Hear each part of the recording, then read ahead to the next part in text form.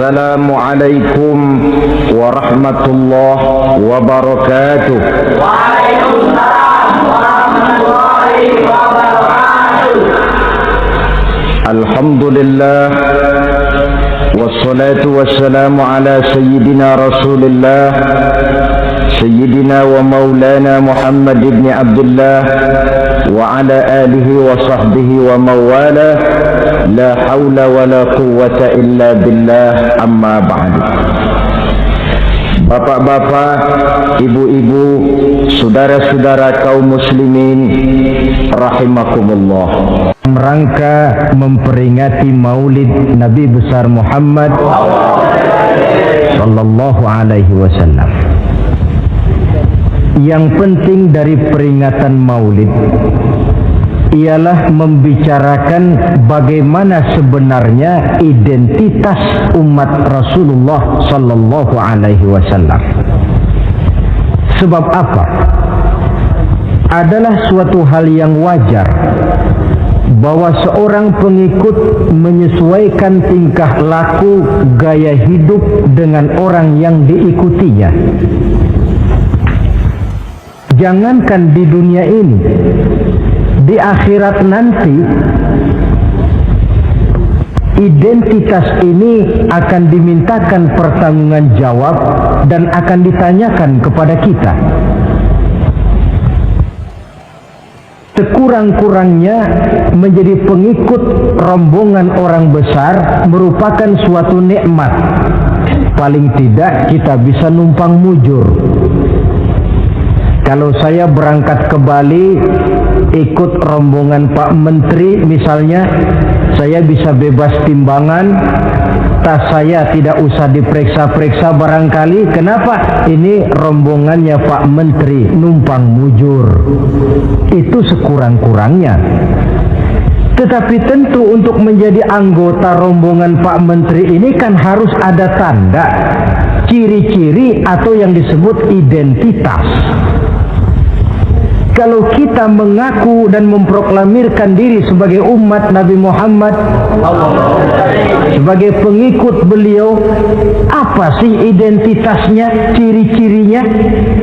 Inilah yang akan kita bicarakan pada kesempatan ini, bersumber dari surah Al-Fatah ayat 29. Allah Subhanahu wa taala menjelaskan Muhammadur Rasulullah, bahwa Nabi Muhammad itu adalah utusan Allah, pesuruh Allah, walladzina ma'ahu, dan orang-orang yang bersamanya, orang yang mengikuti ajarannya, para sahabatnya, kita ini para pengikutnya, mempunyai ciri atau identitas.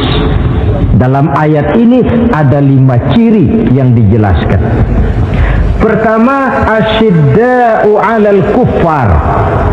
Pengikut Nabi Muhammad bersikap tegas kepada orang-orang kafir. Apa artinya tegas di sini? Saudara-saudara, tegas di sini artinya bukan main marah-marahan, tidak ngajak berkelahi, bukan juga menantang perang. Tegas di sini artinya mempunyai prinsip, mempunyai garis yang nyata di dalam keyakinan beragama. Garisnya apa? Tidak lain, lakum dinukum waliyadin. Bagi Tuhan agama Tuhan, bagi kami agama kami. Silahkan Tuhan melaksanakan agama Tuhan, kami akan melaksanakan agama kami. Kami menghormati Tuhan, Tuhan pun menghormati kami. Tetapi soal agama tidak usah dicampur adukkan. Identitas semacam ini perlu kita tegakkan kembali. Sebab apa? Sebab di zaman sekarang orang mulai mengaburkan nilai-nilai kebenaran dari agama, yang pada akhirnya menanamkan sikap ngambang terhadap agama. Misalnya kita ini dibuai dengan kalimat yang kelihatannya bagus tapi sebenarnya mengandung racun. Kata orang, jangan fanatik, semua agama kan bagus, semua agama benar, semua agama thayyib. Terus terang saja, saya bukan tidak setuju dengan kalimat itu. Saya beranggapan kalimat itu belum sempurna. Semua agama benar, jangan titik di situ, itu baru sekedar koma. Semua agama benar, koma, bagi penganutnya masing-masing, titik. Semua agama baik, koma, bagi penganutnya masing-masing, titik. Bagi kita yang muslim, yang benar Islam. Dan seorang muslim yang berani membenarkan semua agama, seorang muslim yang berani berkata semua agama benar, sekurang-kurangnya munafik kalau tidak menjadi murtad. Wah Pak, itu namanya fanatik dong. Betul. Yang tidak boleh kan fanatik kepada suku, yang tidak boleh kan fanatik kepada guru, tapi fanatik kepada agama dalam arti berpegang teguh kepada agama merupakan bagian daripada kehidupan beragama. Hanyalah kalau umat Islam ini fanatik dengan agamanya, dia akan konsekuen, baik melaksanakan, mengamalkan maupun mengembangkan agamanya. Saya cinta kepada suku saya, tapi tidak lalu fanatik. Cinta suku boleh, fanatik kepada suku salah. Cinta kepada guru bagus, fanatik kepada guru jelek. Cinta kepada agama bagus, fanatik kepada agama wajib. Hanya dengan fanatik kepada agama orang konsekuen. Yang jelek itu kan kalau sudah fanatisme kesukuan. Contoh, misalnya mentang-mentang orang Sunda, lalu ngomong saya ogah dengerin ceramah. Kenapa? Ustaznya bukan orang Sunda sih. Ini nggak bener, emangnya Nabi Muhammad kelahiran Ciamis? Kan tidak.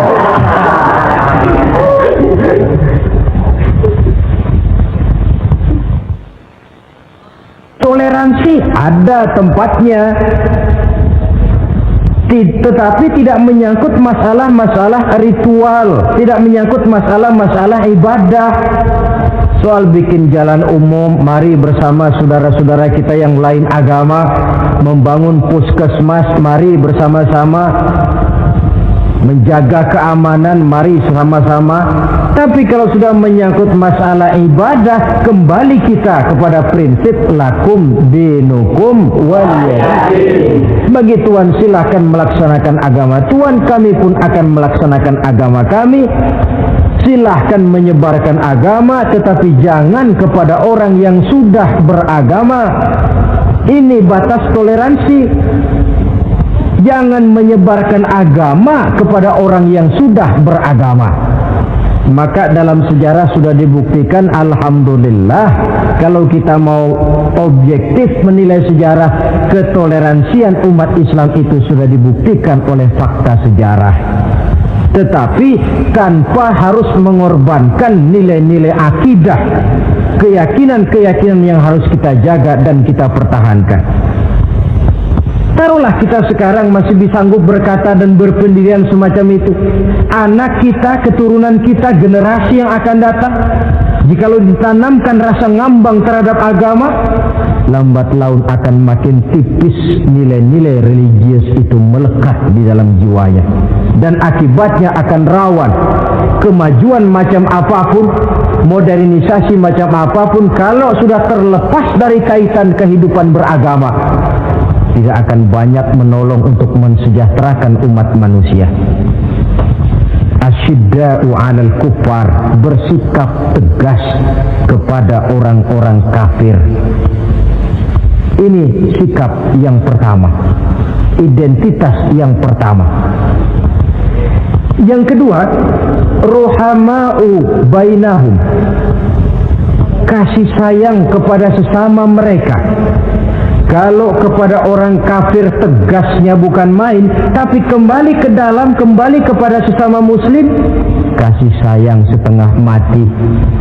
Saling asah, saling asih, saling asuh, saling mengalah buat kepentingan yang lain. Ini sudah dicontohkan dalam sejarah ketika Rasulullah dan para sahabat hijrah ke Madinah. Orang Madinah yang menyambut kedatangan orang Mekah itu kan disebut Ansor. Betul apa betul? Lah orang Makkah ini yang hijrah ke Madinah disebut kaum muhajirin. Apa orang Madinah menyambut kedatangan orang Mekah itu mentang-mentang orang asli Madinah lu tolak pinggang? Kamu kemari pendatang ya, awas jangan bertingkah. Tidak. Masing-masing malah mencari saudara. Karena apa? Persaudaraan dalam Islam diikat dengan akidah. Artinya ini dari manapun orang datang, apapun warna kulitnya, bahasa apapun yang dia pakai, jikalau akidahnya sama, dia saudara kita. Hadirin, terus terang saja ya, banyak orang-orang yang tidak senang kalau melihat umat Islam sampai bersatu. Maka segala macam cara mereka lakukan agar kita jangan bersatu. Terang-terangan menghantam Islam, tidak mungkin orang berani. Kenapa? Saya pikir sebodoh-bodohnya umat Islam dia masih fanatik sama agamanya. Dia masih sanggup bilang, mas gue emang gak sembayang, tapi agama gue lu hina, gue bacok lu. Itu kan positif, fanatisme agama namanya. Maka orang menghantam Islam itu lalu gak berani terang-terangan. Caranya belajar dari Van der Plas, belajar dari Snokor-Gronya. Mau menghantam Islam, masuk ke tengah-tengah umat Islam. Pakai peci, kalau perlu pakai sorban, pakai sorban. Tak bisa assalamualaikum, latihan assalamualaikum. Hantam Islam dari dalam. Caranya, kalau perlu dibuatkan merek-merek Islam, yang mereknya Islam tapi tujuannya bikin kacau dalam Islam. Muncullah yang namanya Islam ingkar sunnah, muncul yang namanya Islam sejati, Islam. Mereknya Islam, tujuannya bikin kacau dalam Islam. Kalau dia sudah mengkafirkan orang lain yang tidak sepaham dengan dia, tidak mau bermakmum kepada orang yang sepaham dengan dia. Kalau cara ini tidak kena, mereka putar lagu lama. Apa lagu lama itu? Lagu khilafiyah. Lagu lama itu supaya kita sengketa sesama kita, mempersoalkan hal-hal kecil. Waktu terbuang, energi habis untuk mempermasalahkan hal yang tak pernah kunjung selesai. Sering kejadian toh di kampung-kampung, yang satu pakai usolli, yang satu tidak, lalu pisah RT. Yang satu azan sekali Jumatan, yang satu 2 kali, lalu bangun masjid lagi. Yang satu kunut, yang satu tidak, asah bolok. Persoalan yang semacam ini sampai kiamat tidak akan kunjung selesai. Oleh karena itu potensi yang besar ini tidak tersalurkan dengan wajar karena kita centang perenang di dalam, tidak pandai menjaga kesatuan dan persatuan sebagai modal dasar untuk berbuat yang lebih baik. Adalah lebih baik kita ini mencari titik-titik persamaan dan bukan memperbesar pola perbedaan. Ruhama'u bainahum, kasih sayang sesama mereka. Imam Ghazali memberikan contoh, kun kal yadain wala takun kal uzunain. Hai umat Islam, hiduplah kamu seperti 2 tangan. Saling asah, saling asih, saling asuh, saling mengalah buat kepentingan yang lain. Coba lihat 2 tangan kita, rukunnya bukan main. Kalau tangan kanan maju ke depan, kata yang kiri, oke, saya mengalah. Dia mundur ke belakang. Kiri di depan, kata kanan, sekarang giliran saya ngalah. Dia mundur ke belakang. Akhirnya kita jalan lenggang. Enak nggak dilihat orang? Coba kalau nggak ada yang mau ngalah. Tangan kanan ke depan, kata yang kiri, gue juga bisa, dia ke depan lagi. Depan kayak robot kita jalan. Lalu mekanisme kerjanya, tangan kanan kerjanya bagus-bagus toh. Salaman tangan kanan, tanda tangan tangan kanan, hitung duit tangan kanan, ambil kue tangan kanan. Kiri nggak pernah protes, tahu posisi. Memang tugas saya bidang pembersihan, ya pembersihan saja dilakoni. Artinya apa ini? Yang satu dengan yang lain saling memperkuat walaupun komposisinya berbeda. Dicontohkan dalam perjalanan kehidupan sahabat Nabi. Sahabat Nabi yang paling terkenal itu 4 orang, Sayyidina Abu Bakar, Sayyidina Umar ibn al-Khattab, Sayyidina Utsman bin Affan, Sayyidina Ali bin Abi Thalib. 4 sahabat ini kalau kita lihat komposisinya, keahliannya lain-lain. Coba, ada Sayyidina Abu Bakar, ini sahabat merangkap mertua. Kalau bahasa sekarang, Abu Bakar ini disebut kiai diplomat. Kiai karena beliau orang alim, diplomat karena pandai bersiasat, ahli politik. Kemampuan berpolitiknya digunakan buat kepentingan agama. Sebab siapapun yang berpolitik untuk kepentingan agama, tentu kita doakan. Tetapi siapapun yang jual agama untuk kepentingan politik, kita juga berdoa. Cuma tentu doanya lain dengan yang berpolitik buat agama tadi. Saudara hadirin yang saya hormati, ada Umar bin Khattab. Ini kalau bahasa sekarang disebut imam jenderal ini. Imam tapi jenderal, jenderal tapi imam. Kenapa imam? Karena dia mampu memimpin jamaah di masjid. Kenapa jenderal? Karena dia sanggup memimpin tentara di medan perang. Kegagahannya, keberaniannya, keperkasaannya digunakan membantu perjuangan Rasul. Ada Utsman bin Affan, santri ekonom. Kenapa santri? Karena dia orang kaya. Kenapa ekonom? Karena dia pengusaha bergerak di bidang bisnis. Keuntungan usahanya untuk membantu perjuangan Rasul.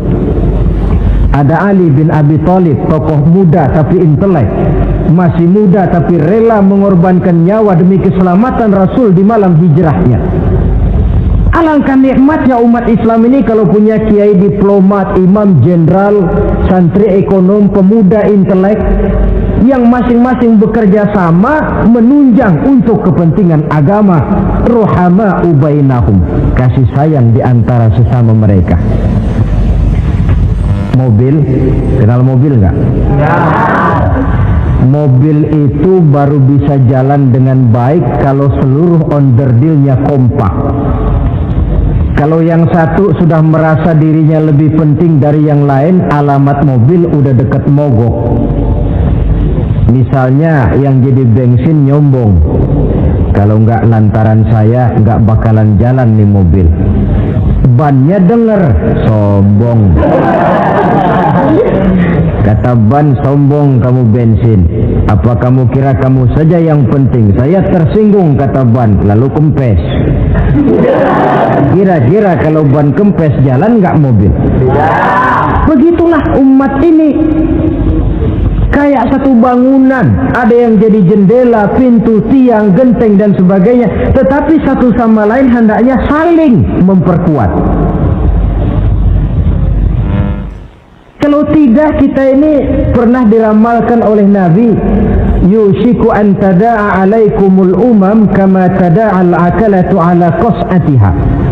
Satu saat akan datang di tengah-tengah kamu di mana keadaanmu waktu itu seperti makanan di meja makan. Coba bayangkan, menurut Rasul satu saat kondisi umat Islam akan seperti makanan di atas meja. Yang barat mau makan, yang timur mau santap, yang selatan mau ganyang, yang utara mau injak-injak. Satu saat kondisi umat Islam akan seperti itu. Heran sahabat, ya Rasulullah, kok kita bisa dikepung begitu rupa? Iya. Apa pada waktu itu jumlah kami sedikit ya Rasulullah? Tidak, kata Rasul. Bal antum yawma idzin katsir. Jumlahmu pada waktu itu banyak, besar, kamu mayoritas. Cuma sayang, kata Nabi, walakinnakum ghusaa'un ka ghusaa'is sail. Tetapi keadaanmu waktu itu seperti busa di lautan. Banyak tapi centang perenang. Banyak tapi tidak punya daya dan kekuatan. Dipermainkan gelombang lautan, dihempaskan ke tepian pantai tanpa punya makna dan arti. Mayoritas tapi nasibnya ironi. Lantaran apa ini? Kita tidak pandai menjaga kesatuan dan persatuan. Prinsip ruhama ubainahum, kasih sayang di antara sesama mereka, belum bisa kita wujudkan. Oleh karena itu, hadirin yang saya hormati, Identitas yang kedua ini mari kita tegakkan, menggalang kesatuan dan persatuan untuk kejayaan agama yang kita cintai. Soal posisi silahkan berbeda, soal profesi silahkan berbeda, tetapi hendaknya perbedaan ini tidak menyebabkan persimpangan tujuan.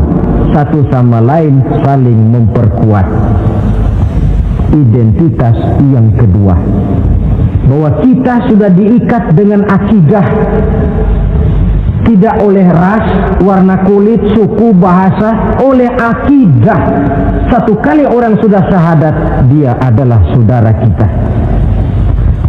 Sudah lewat masanya di mana kita umat Islam ini dikotak-kotakan, dan sudah datang waktunya di mana kita bersatu, saling menunjang, saling membantu,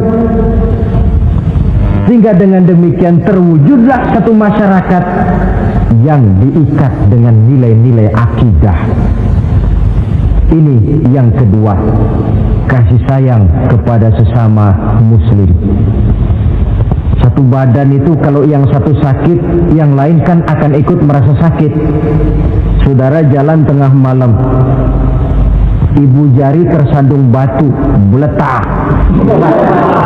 Begitu ibu jari tersandung batu, kontan, darah keluar, mulut bilang aduh, kepala ikut pusing, gak pakai diundang. Solidaritas sosial yang terjadi secara reflektif. Tidak ada ibu jari tersandung, mulutnya malah ngomel, rasain lo. Masa nyumpain badan sendiri, kan tidak mungkin. Tapi ini yang terjadi, kita lihat. Akibat apa? Tidak terwujudnya solidaritas sosial yang bersifat refleksif tadi. Nah, inilah saudara-saudara identitas yang kedua. Yang ketiga sekarang, pengikut Nabi Muhammad sallallahu alaihi wasallam itu cirinya yang ketiga, tarahum ruk'an sujjada. Engkau lihat mereka rukuk dan sujud, mendirikan sholat. Ini identitas, ciri. Di akhirat nanti akan diperiksa dengan seadil-adilnya. Siapa? Saya, Pak. Saya siapa? Pengikut Nabi Muhammad. Betul? Betul. Baik. Pengikut Nabi Muhammad itu tandanya ruka'an sujada, ruku dan sujud. Sampean ngaku umat Nabi Muhammad, sujud, pernah sembahyang? Sembahyang juga, Pak. Berapa kali? Gak banyak-banyak, Pak, setahun 2 kali. Kapan itu? Idul Fitri sama Idul Adha. Kata petugas, syarat kurang, minggir. Sebab sering dikatakan sholat itu kan ada yang harian, ada yang mingguan, ada yang tahunan. Ada yang sholatnya harian. Yang harian ini juga 2 macam, ada yang belang-belang, ada yang mulus. Kalau yang belang-belang itu kalau zuhur sholat, asar out. Asar kepegang, maghribnya melayang. Maghrib ketangkep, isanya terbang. Itu lumayan ketimbang yang seminggu sekali cuma Jumat saja. Yang Jumat pun agak lumayan lah daripada yang setahun 2 kali cuma Idul Fitri dan Idul Adha.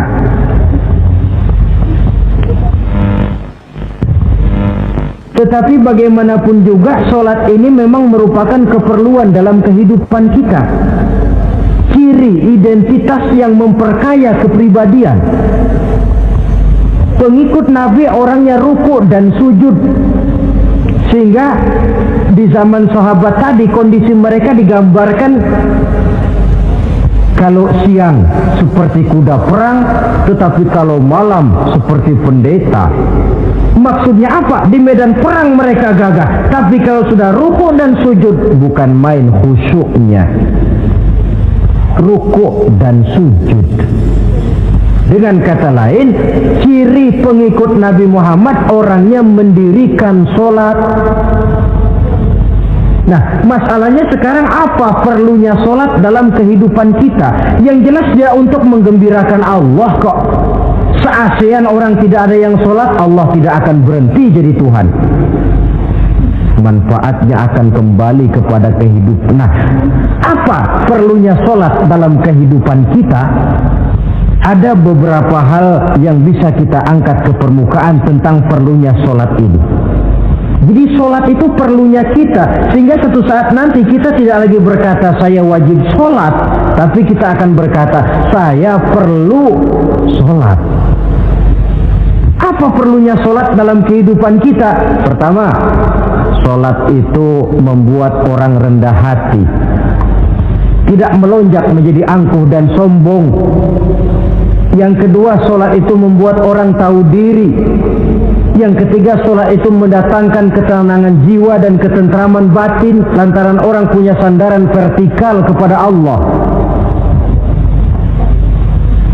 Sehingga agama menekankan benar ini bukan cuma untuk kita, tapi juga anak kita, keturunan kita. Sehingga Nabi mengajarkan, ajari didik anak-anakmu sholat pada umur 7 tahun. Kalau umur 10 tahun mereka sudah berani meninggalkan sholat, pukul. Bukan dengan tujuan menyakiti, tapi mendidik anak supaya disiplin dengan sholatnya.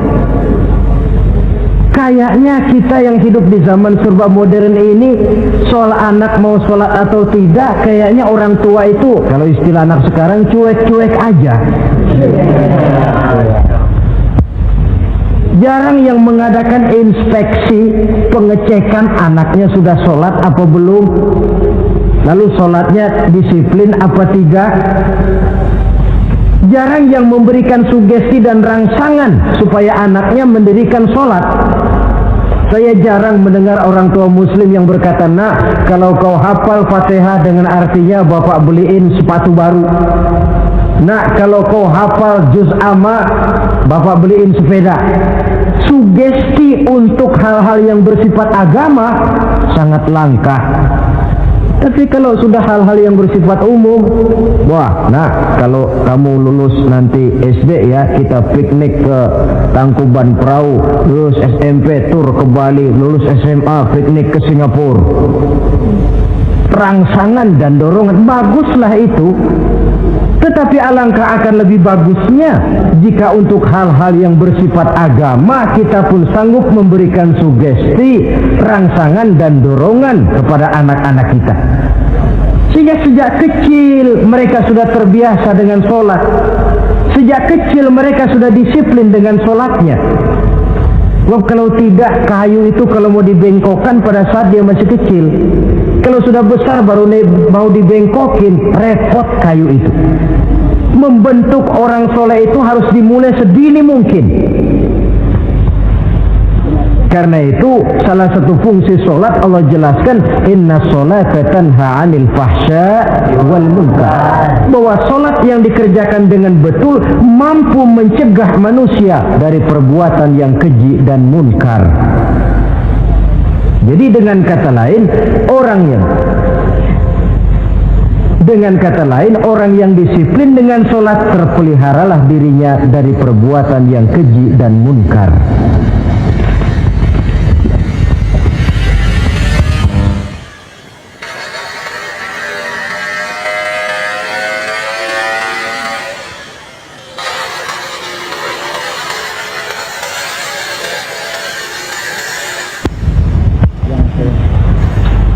Hadirin yang saya hormati, suatu kenyataan barangkali yang memang tidak bisa kita pungkiri, bahwa kemajuan ilmu pengetahuan dan teknologi sekarang ini makin mengagumkan. Dunia seolah-olah telah dirombak oleh manusia dari sebuah daerah kosong menjadi gedung-gedung pencakar langit yang tinggi. Orang sudah bertandang ke bulan, dan dalam beberapa tahun mendatang boleh jadi akan bertandang pula ke planet-planet lainnya. Kekurangan air minum bisa diatasi dengan penyulingan air laut. Kekurangan areal pertanian bisa diatasi dengan merombak gurun pasir yang gersang dan tandus menjadi sawah ladang yang menghasilkan kebutuhan hidup manusia. Tapi seiring dengan itu menjadi pertanyaan, makin sejahterakah umat manusia? Tercapaikah kebahagiaan? Pada sisi lain kita melihat kemajuan itu melahirkan hal-hal yang tidak kita harapkan. Apa yang kita sebut dengan penyakit dunia modern, yang rupanya makin banyak dokter, makin banyak juga penyakit, makin banyak rumah sakit, makin aneh nama penyakit. Pola yang paling berbahaya ialah jikalau kemajuan itu menyebabkan manusia sampai mendewa-dewakan ilmu dan teknologi.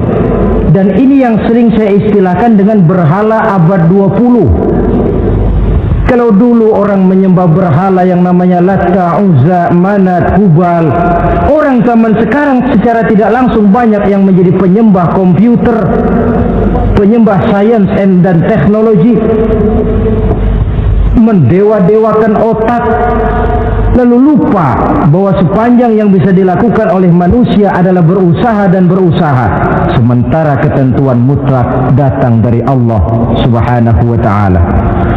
Disinilah perlunya ruku dan sujud, agar manusia tahu benar hakikat dari mana dia datang, di mana dia sekarang, mau apa dia di sini, dan kemana dia akan pulang.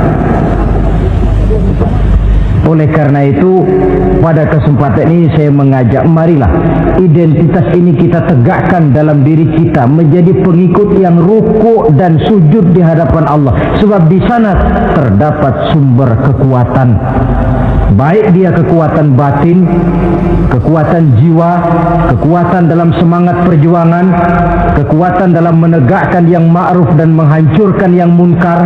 Sandaran kita kepada Allah.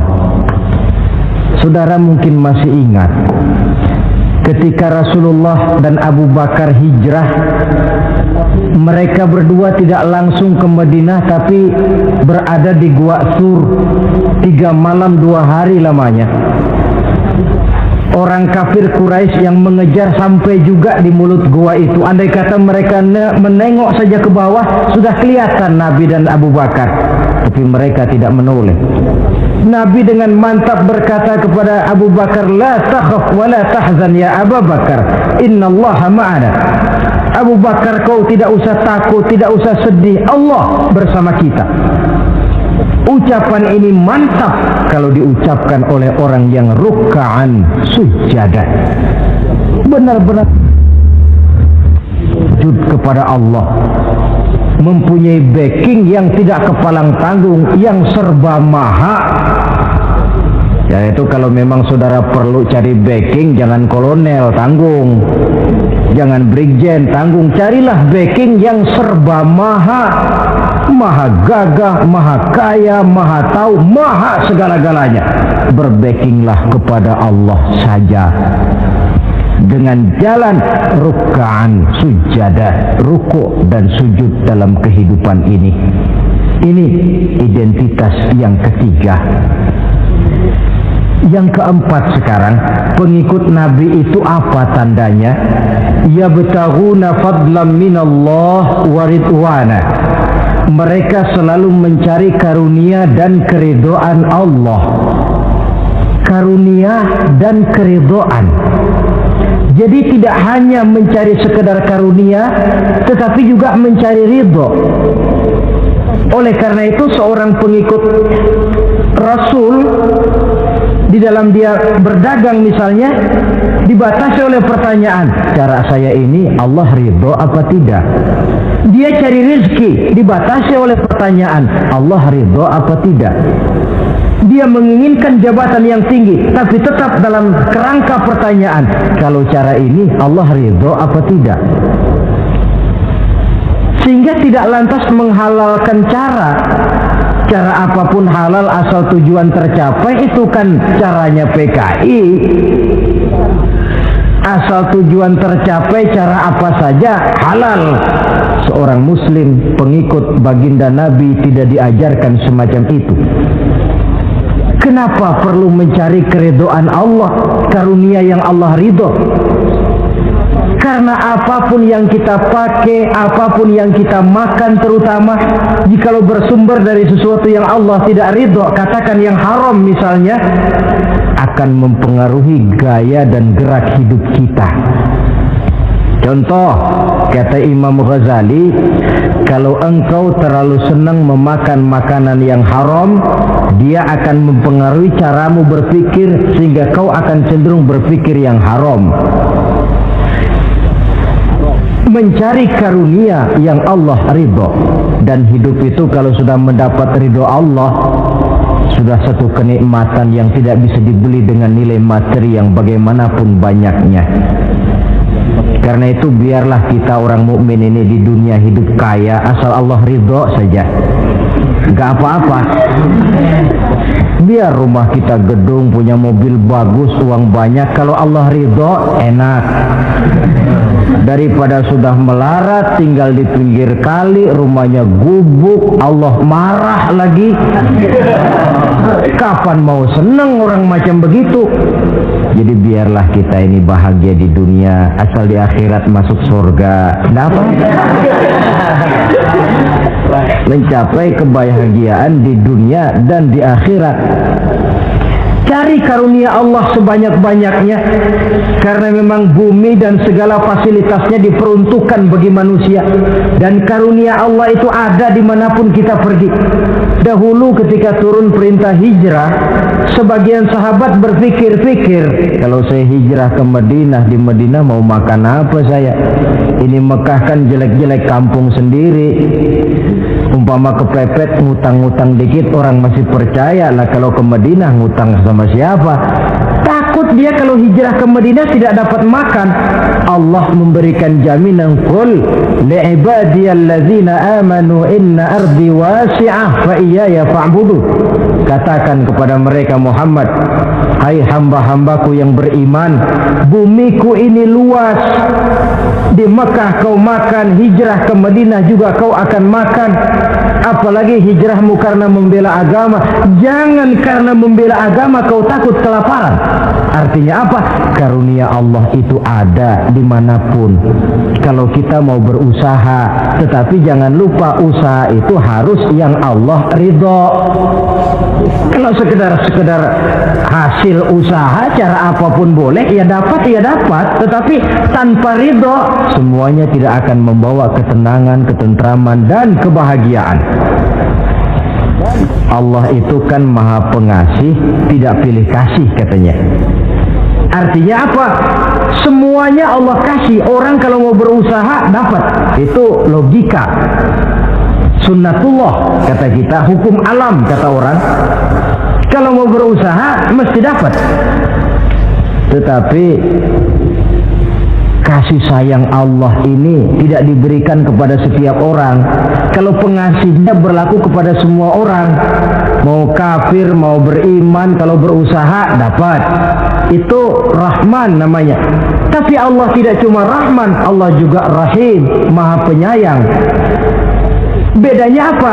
Orang yang dikasih itu belum tentu disayang. Tetapi kalau disayang mesti dikasih. Kalau tidak dikasih tentu ada pertimbangan lain untuk kepentingan kita. Misalnya anak kita baru kelas 1 SMP datang, Pak beliin motor buat sekolah.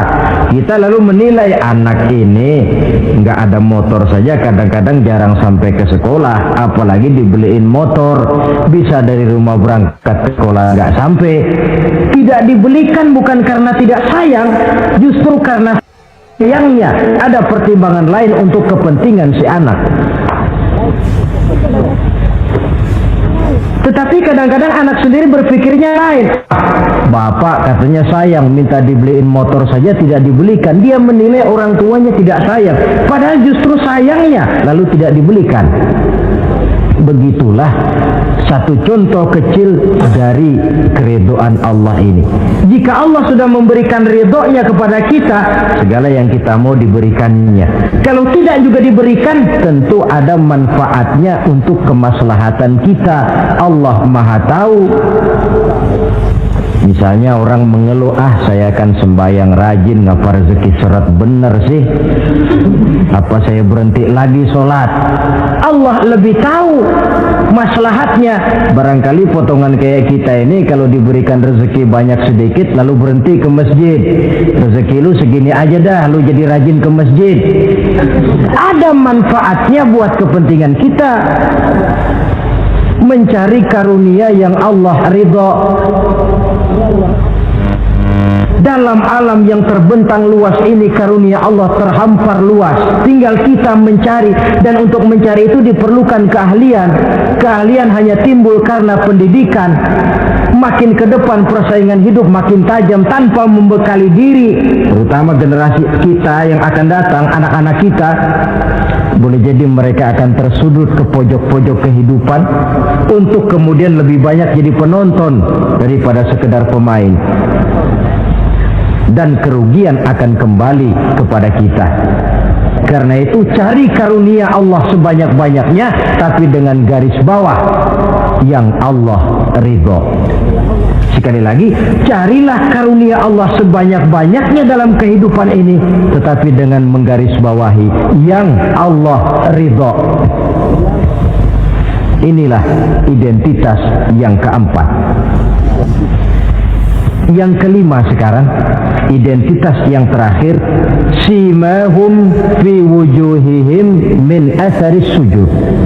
Di muka mereka ada tanda bekas sujud. Ini pengikut Rasulullah sallallahu alaihi wasallam.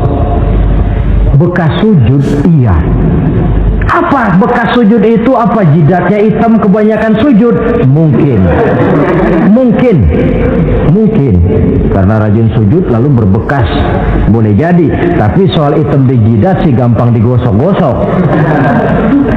Yang terpenting asarus sujud di sini dalam bentuk sikap mental.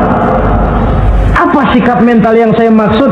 Orang yang rajin sujud itu lalu membekas dalam kehidupannya. Pengaruh sujud. Apa pengaruh sujud? Karena rajin sujud timbul ikhlasnya. Sudah berbuat, yang penting itu Allah. Orang lain mau tahu atau tidak, orang lain mau puji atau tidak, yang penting Allah. Sebab kalau sudah dia usolli fardul maghribi Allahu Akbar, dia tinggalkan dunia dan seluruh isinya. Naik dia menghadap Allah. Lama tinggal sebentar dunia, nanti saya balik lagi. Yang ada cuma dia dan Allah dalam dialog langsung. Timbul keikhlasan. Terjemahannya dalam kehidupan, berbuat tanpa pamrih, tidak suka menepuk jasa dan menghitung jasa. Sebab biasa orang itu kalau sedang perang tidak sempat ngaku jadi pahlawan, tapi kalau perang sudah selesai nggak kenal bedil ngaku pahlawan. Kalau perang sedang berkecamuk, jarang yang mengaku pahlawan. Kalau sudah perang selesai, masing-masing nepuk dada. Seorang yang ikhlas, seorang yang berbuat tanpa pamrih, dan ini pengaruh sujud dalam kehidupan. Lalu apalagi timbul jujurnya. Kenapa? Kalau dia sholat zuhur 4 rakaat, lalu umpama selesai 3 rakaat dia salam, orang lain tentu tidak tahu dia korupsi 1 rakaat. Tapi kenapa tidak dia lakukan? Ada Allah sih yang tahu. Timbul kejujuran, disiplin murni yang berakar dari hatinya sendiri. Lalu apalagi? Kesabaran. Dilatih lewat sholat. Kalau belum selesai 4 rakaat, jangan berhenti sholat isya umpamanya. Dan banyak lagi pengaruh-pengaruh asarus sujud. Ini di dunia. Di akhirat nanti kata Nabi, inna ummati ya'tuna yaumal qiyamah ghurran muhajjalin min asaril wudu. Umatku di hari kiamat nanti akan datang menghadap Allah dengan muka berseri-seri dari sebab air wudu. Mukanya bersinar-sinar karena di dunia rajin wudu. Sehingga barangkali di akhirat nggak perlu ngaku-ngaku kita, ya Rasulullah saya umatmu, tidak perlu. Rasulullah lihat sendiri, wah ini mukanya bersinar-sinar. Ta'ali ummati, umatku sini, umatku sini. Kalau di dunia rajin kena air wudu. Ya rajin wudu artinya kan rajin sholat. Masa ada orang wudu aja nggak sholat, kan model. Kalau muka tidak pernah tersentuh wudu, kalau muka tidak pernah sujud, teriak-teriak kita mengaku, ya Rasulullah saya umatmu ya Rasulullah. Kata Rasulullah, nggak ada umat saya yang dekil kayak sampean.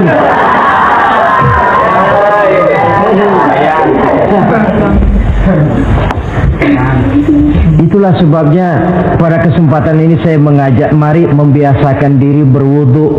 Tidak cuma untuk sholat. Saudara mau berangkat ke kantor, wudu dulu, bagus.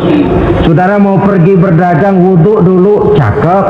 Saudara mau pergi kuliah, mau pergi sekolah, wudu dulu, bagus. Di samping kebersihan jasmani, juga kebersihan rohani. Tengok saja, kalau kita membasuh tangan pada saat wudu, mulai Allahumma inni as'aluka yumna wal barakah wa a'udzubika minasyu'mi wal halakah. Itu kan yang kita baca. Ya Allah, saya mohon keberkahan di dua tangan ini, supaya tangan ini kalau dibawa dagang untung, dibawa menanam lalu panen, dibawa berusaha menghasilkan rezeki. Dan saya berlindung kepadamu ya Allah, jangan sampai tangan ini membawa kesialan dan kecelakaan. Berlindung kepada Allah jangan sampai jadi punya tangan sial, dipakai dagang rugi, dipakai nanam pohonan mati, dipakai mukul orang. Tangan sial. Dari itu saja sudah memberikan sugesti untuk rohani kita. Kebersihan jasmani, kebersihan rohani terpelihara karena wudu. Jadi asarus sujud, pengaruh sujud membekas di dalam kehidupan. Sehingga oleh Syekh Muhammad Abduh dijelaskan, walikulli ibadatin minal ibadati sahihah asarun fi taqwimi akhlaqil qaimi biha wa tahzibi nafsihi. Setiap ibadah yang dikerjakan dengan betul pasti mempunyai pengaruh yang nyata dalam meluruskan moral akhlak orang yang melaksanakan ibadah itu sendiri. Jadi sujud kita betul apa tidak? Lihat saja pengaruhnya dalam kehidupan kita. Sholat kita sudah betul apa tidak? Lihat saja pengaruhnya dalam kehidupan kita. Kalau sujud ya sujud, tapi judi jalan juga, nah, sujudnya belum betul. Waktunya sholat ya sholat, waktunya mabuk, sholatnya belum betul. Waktunya ruku ya ruku, giliran nyolong, sholatnya belum betul. Sebab sholat yang dikerjakan dengan betul, sujud yang dikerjakan yang punya pengaruh nyata dalam kehidupan, kelihatan bekasnya dari tingkah laku dan gerak kita dalam menelusuri kegiatan hidup ini.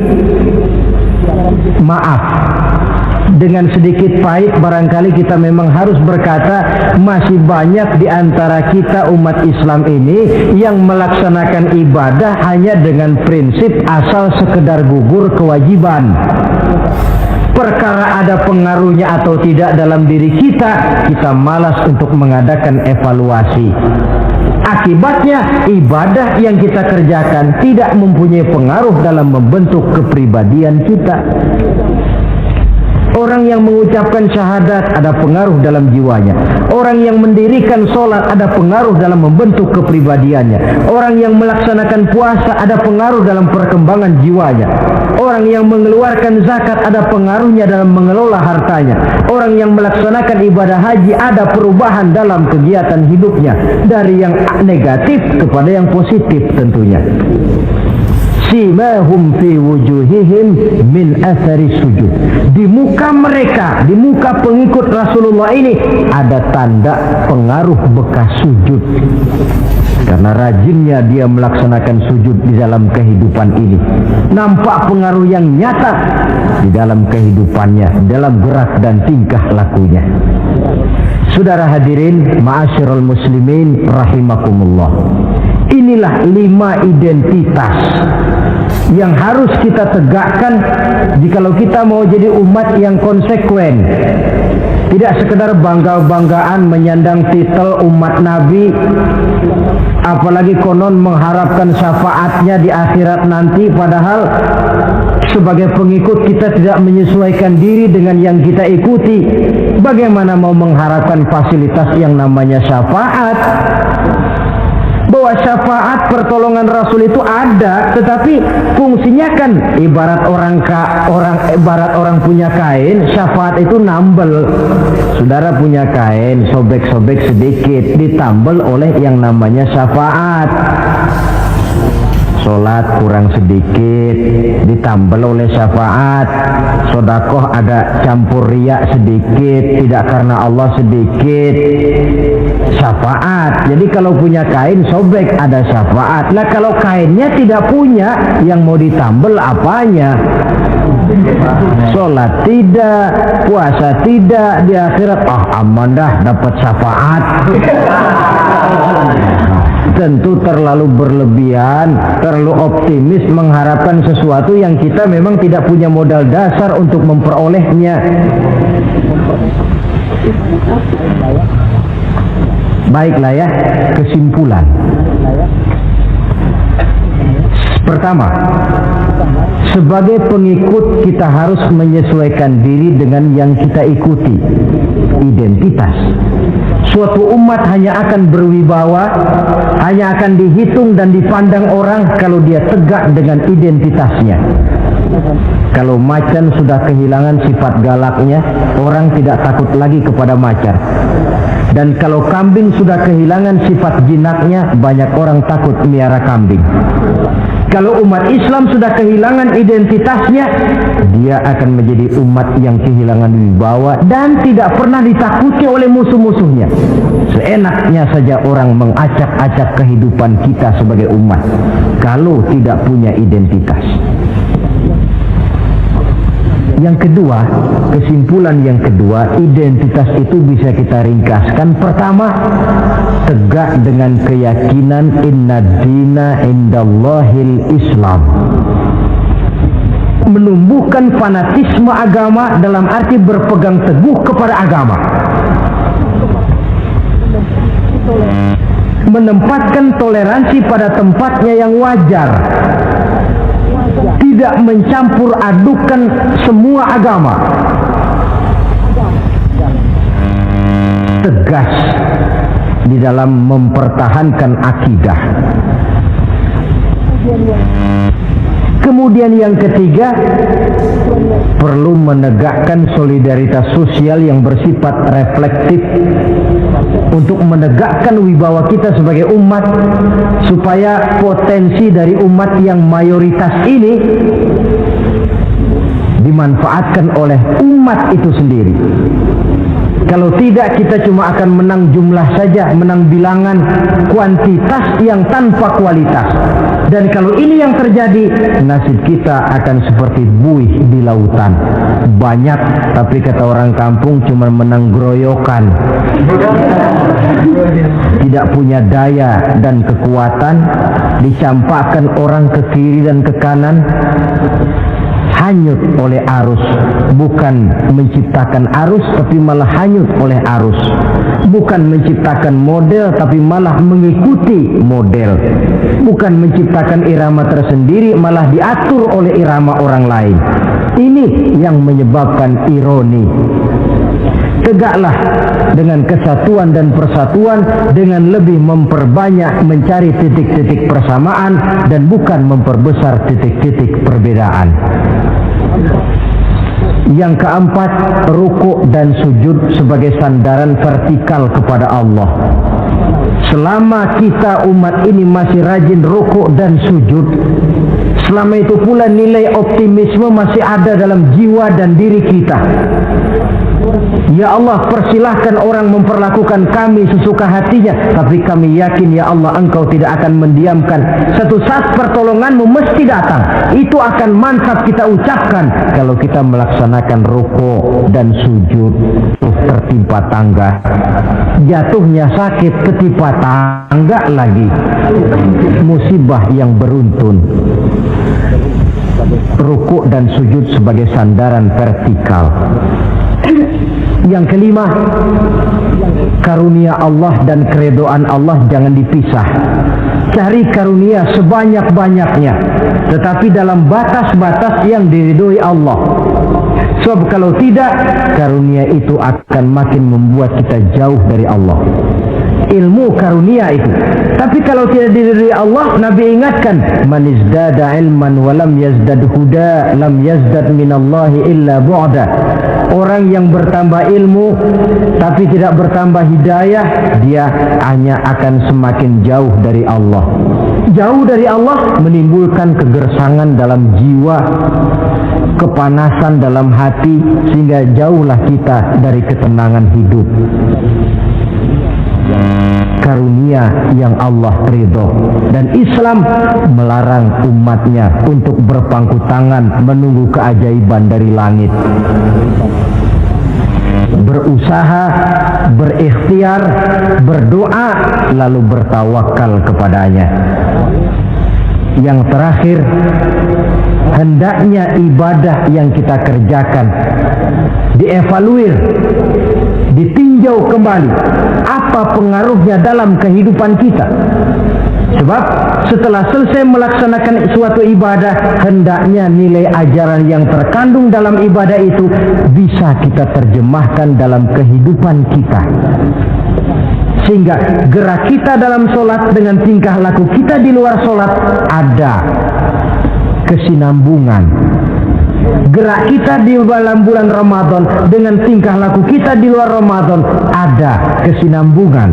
Namanya ibadah yang kita kerjakan ada pengaruhnya dalam memperbaiki kehidupan kita. Dengan satu prinsip, ibadah itu kita kerjakan adalah kemanfaatannya kembali kepada kehidupan kita. Saudara hadirin yang saya hormati, inilah pembicaraan kita pada pertemuan kita kali ini, dengan harapan tentunya dalam memperingati Maulid kita tidak hanya sekedar melakukan satu tradisi, tidak hanya sekedar hura-hura, tidak hanya sekedar ikut-ikutan. Sebab bagaimanapun peringatan semacam ini bukan tujuan, ini cuma sekedar alat. Kalau peringatannya yang jadi tujuan, selesai memperingati, selesai sudah. Kayak saudara tujuannya mau ke Bogor, kira-kira kalau sudah sampai Bogor pulang lagi enggak? Pulang. Kenapa? Tujuan sudah tercapai. Tujuannya cuma memperingati Maulid, sudah selesai. Ya sudah selesai segala-galanya. Yang tidak sholat kembali tidak sholat, yang teler kembali teler. Pokoknya kan udah Maulid. Itu kalau dijadikan tujuan. Maulid sekali lagi bukan tujuan, cuma sekedar alat. Tujuan kita diantaranya mencari identitas, menyesuaikan diri sebagai seorang pengikut dengan Rasulullah yang kita ikuti itu. Inilah pembicaraan kita kali ini. Mudah-mudahan 5 identitas ini Allah berikan kekuatan untuk bisa kita tegakkan dalam diri kita masing-masing, sehingga kebanggaan sebagai pengikut Nabi dibuktikan dengan amal perbuatan kita. Terima kasih banyak atas segala perhatian. Mohon maaf atas segala kekurangan. Usikum wa iyaya bitaqwallah. Wassalamualaikum warahmatullahi wabarakatuh. Waalaikumsalam warahmatullahi wabarakatuh.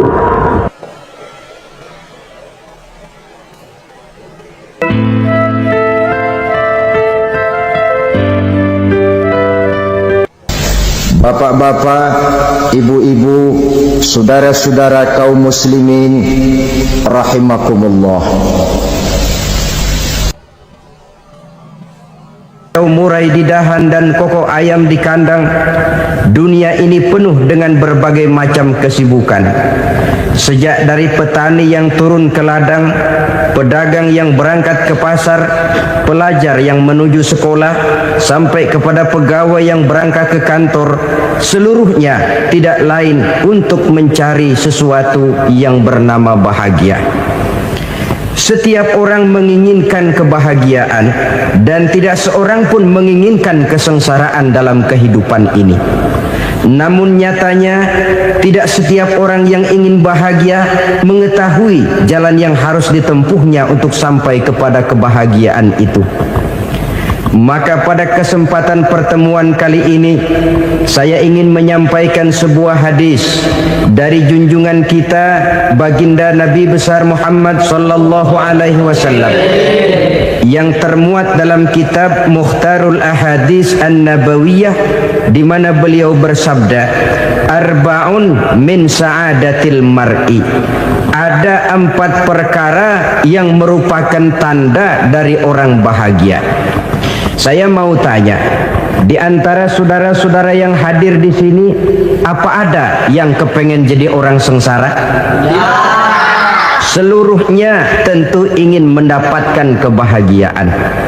Maka menurut resep dari Nabi kita, tanda orang bahagia itu 4. Jadi kalau saudara ingin bahagia, harus mempunyai 4 perkara ini.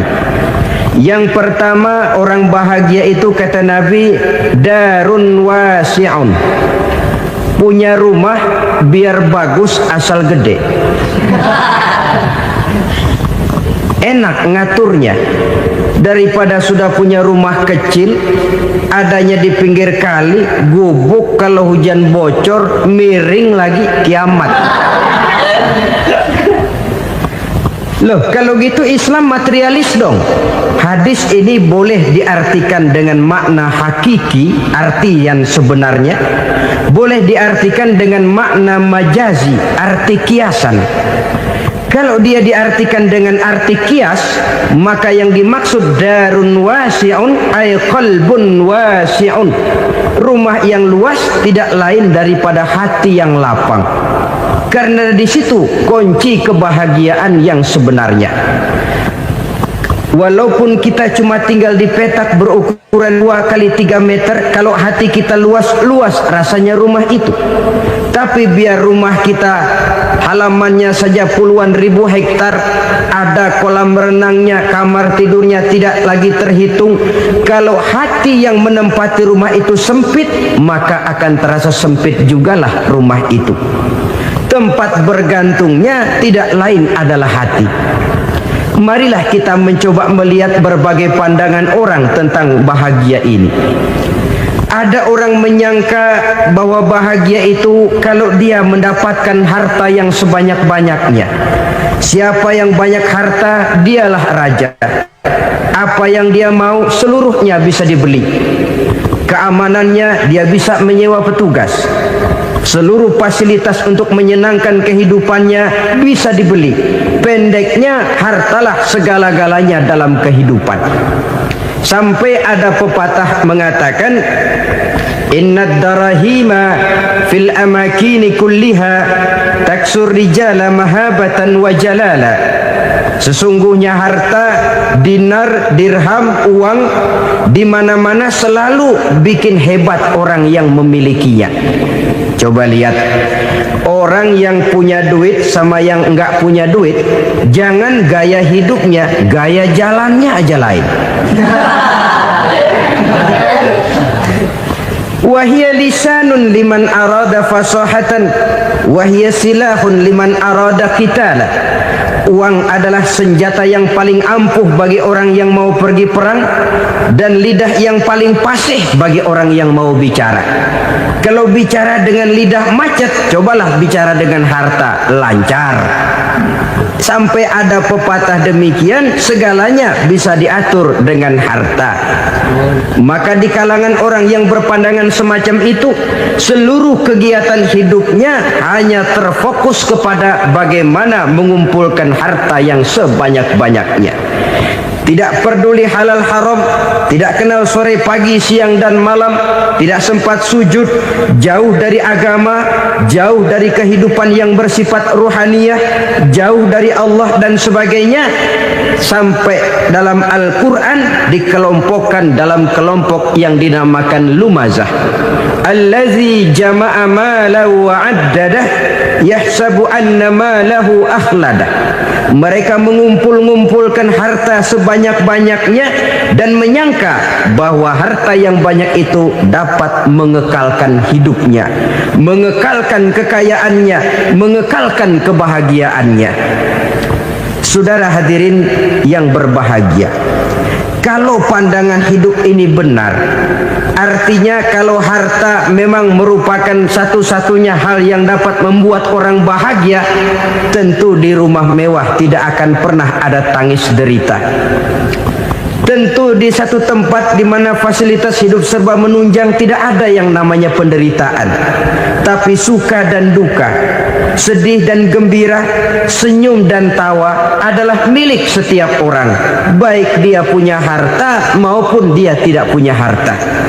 Nyatalah bahwa harta semata-mata bukan merupakan jaminan bahwa orang akan bahagia, walaupun tanpa harta orang sulit untuk bahagia. Saya mau cerita, ada orang super kaya, namanya Aristotle Onesimus, raja tanker Yunani.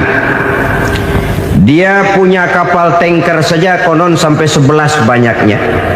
Punya perusahaan penerbangan yang disebut Olympic Airlines.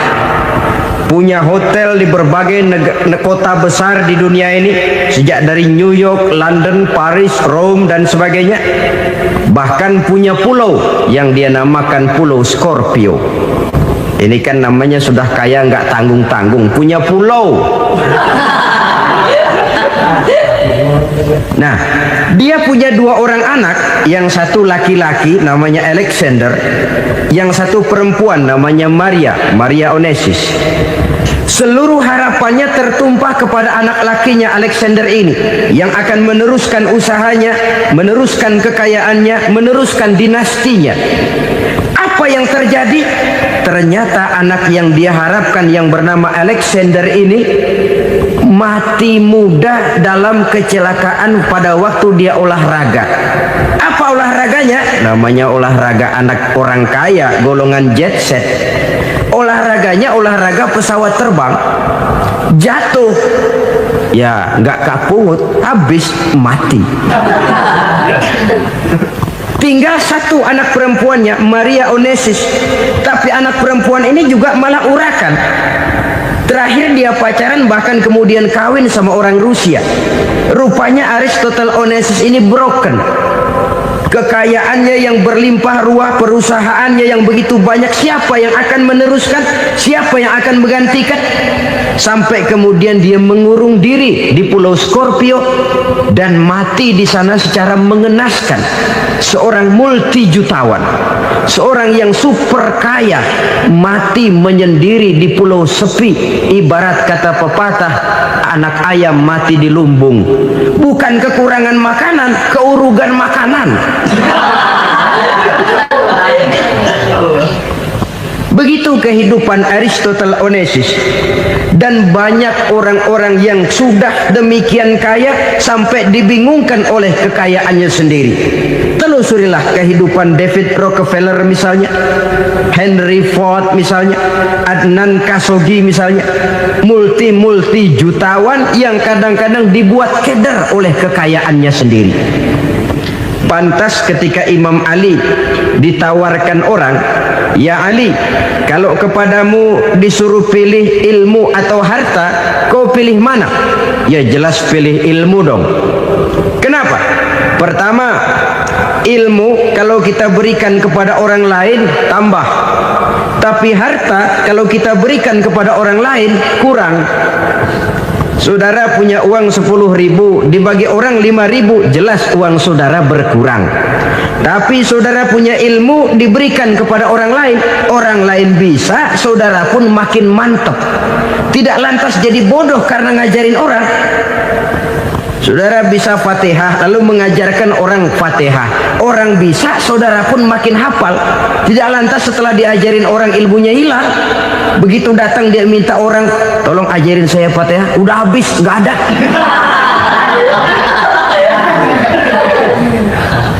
Yang kedua kata Imam Ali, ilmu menjaga kita.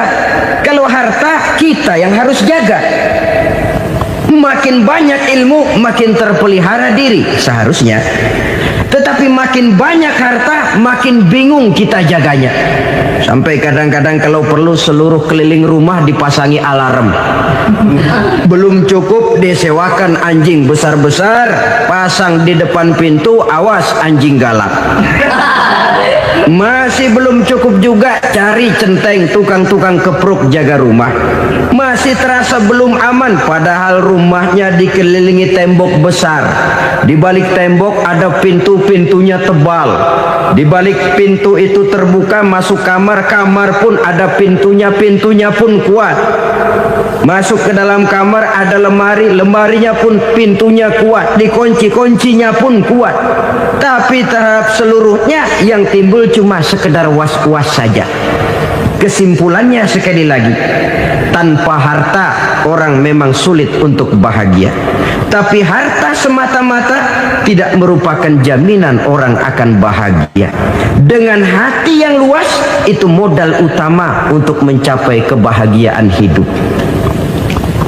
Orang yang hatinya luas, saudara-saudara, punya hati yang lapang, melihat kenyataan hidup ini, dia bersyukur senantiasa kepada Allah. Lantas tidak timbul hasud dan iri hatinya. Oleh karena itu jiwanya selalu lapang. Kalau tidak, cupik hati namanya, dangkal pandangan, tidak senang melihat orang lain dapat nikmat, dan itu sering dijadikan contoh. Kalau orang yang lapang dada, dia lihat tetangganya beli TV baru, dia berkata, alhamdulillah ya, tetangga kita beli TV, mudah-mudahan kita bisa ikut nonton. Lapang dadanya. Tapi orang yang sempit hati, lihat tetangga beli televisi, meriang. Enggak diapa-apain, meriang. Besoknya dengar tetangga beli motor, makin sakit, ke rumah sakit.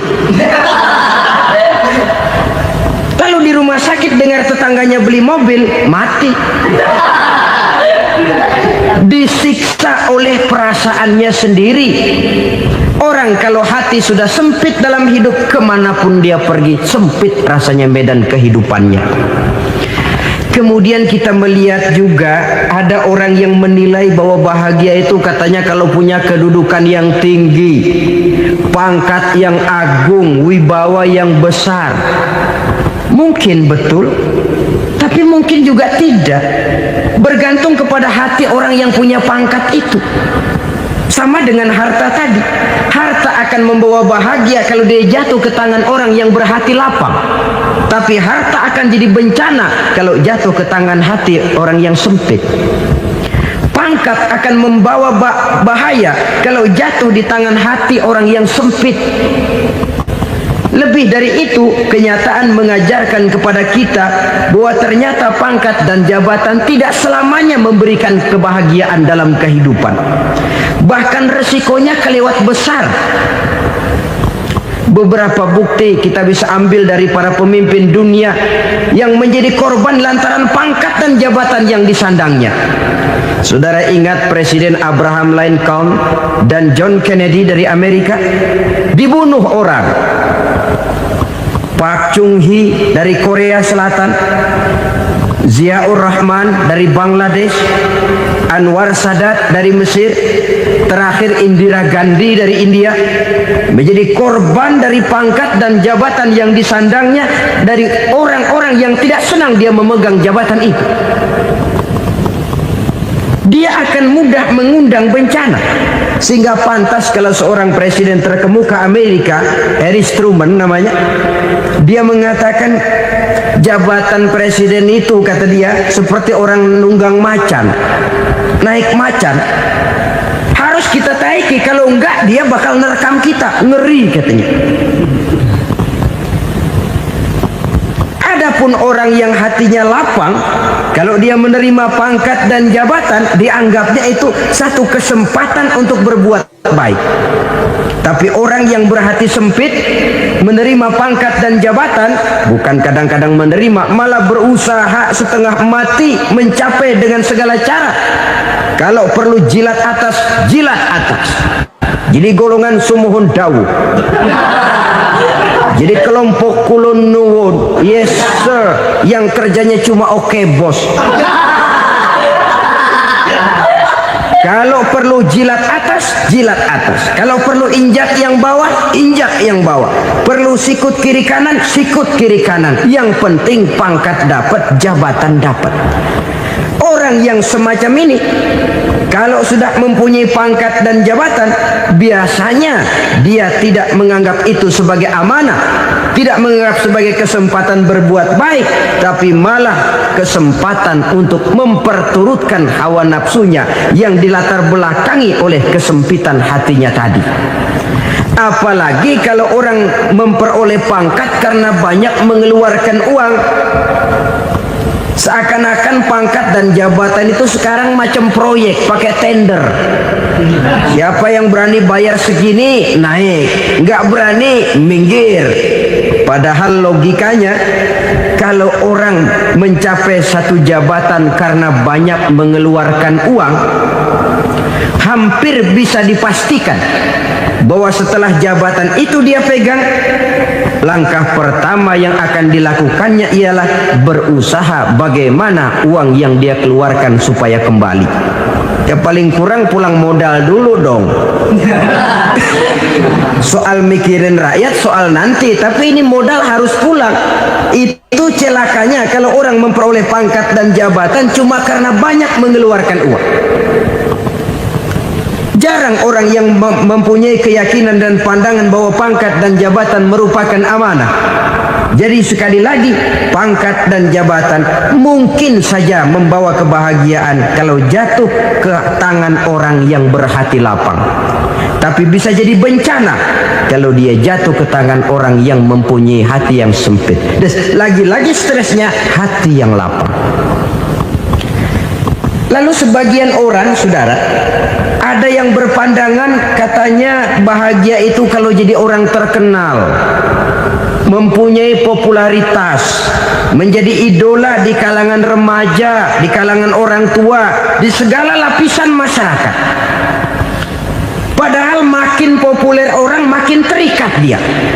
Ya kalau macam kita ini kan nggak punya nama, nggak populer, tengah malam buta mau nongkrong di warung Tegal aman.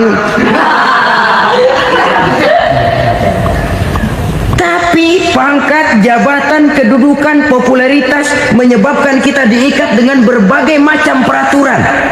Cuma mandi sama ke WC saja yang nggak dikawal.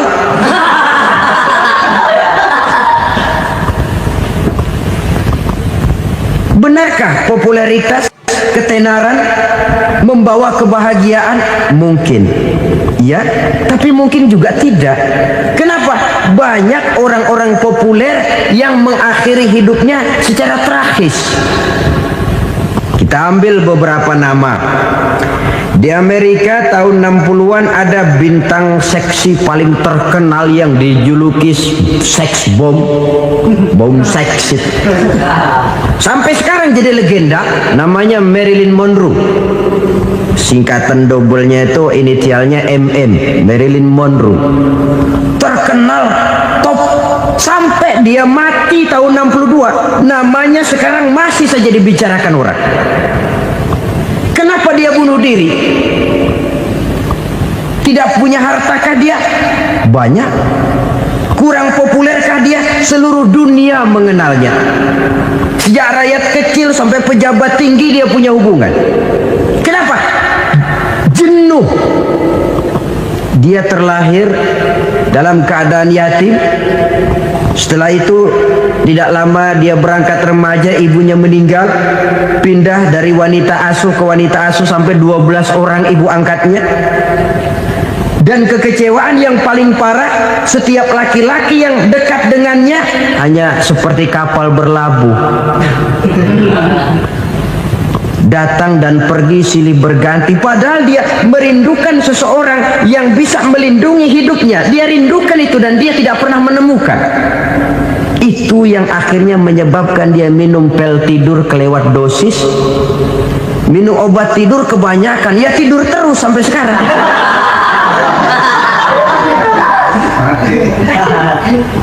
Dia mengakui, saya telah memiliki ketenaran, tapi saya tidak pernah hidup dalam ketenaran itu.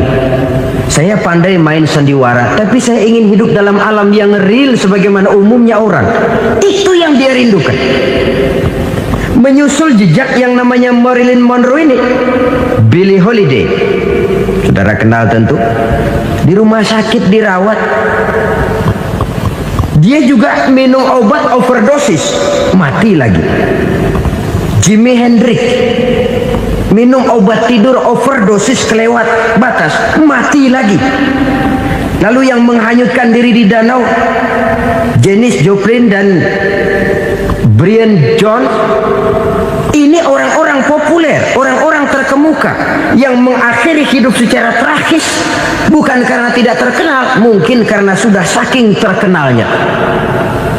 Contoh paling belakangan, Bruce Lee. Wah, ini tukang-tukang keprok tentu kenal siapa dia. Sampai sekarang pun tabir kematiannya masih merupakan misteri. Dan yang masih hidup juga menunjukkan gejala yang aneh. Michael Jackson, rumahnya di Beverly Hills itu dijaga sedemikian rupa, dan dia selalu curiga kepada setiap makanan harus steril, bersih dari segala macam kimia. Kemana dia pergi, itu tukang-tukang keprok sudah selalu menjaga dan mengawal, dan dia seakan takut menunjukkan mukanya yang asli. Hingga kalau tampil ke tengah di luar show, dia kadang memakai pakaian yang tidak menunjukkan dia yang sebenarnya, takut dikenali orang. Ternyata popularitas sering jadi momok yang meracuni kehidupan manusia. Oleh karena itu, benarlah junjungan kita pada saat beliau mengajarkan orang akan bahagia kalau dia mempunyai hati yang lapang. Nah, sekarang masalahnya untuk mendapatkan hati yang lapang, caranya bagaimana? Kita kembali kepada konsep Quran. Allah mengajarkan, ala inna bi dzikrillahi tatmainnul qulub. Ketahuilah bahwa dengan banyak mengingat Allah, hati akan tenang, jiwa akan lapang. Dengan kata lain, dekat dengan agama, merasakan kehadiran Allah dekat dalam hidup. Itu muara pertama untuk mencapai hati yang lapang. Ala inna bi dzikrillahi tatmainnul qulub. Jangan macam orang sekarang ingin mendapatkan ketenangan lalu tapak di puncak gunung, di gua-gua, di tempat sepi. Iyalah kalau nggak ada ular. Kalau tergigit ular berbisa, ketenangan belum, mati jelas itu. Islam positif untuk mendapatkan ketenangan. Ala inna bi dzikrillahi tatmainnul qulubi. Bahwa ketahuilah bahwa dengan banyak mengingat Allah, hati akan tenang, jiwa akan lapang, nuansa pikiran akan luas. Karena yang namanya bahagia ada dimanapun manusia berada. Di kampung ada bahagia, di kota ada bahagia, di ngarai, di lembah, di gunung, di hutan, di lautan, di angkasa luar, dimanapun bahagia itu ada kalau kita bermodalkan hati yang lapang ini. Dan hati akan lapang kalau kita dekat dengan agama. Dekat dengan harta buat sementara hati mungkin tenang, tapi ketenangan yang relatif dan temporer.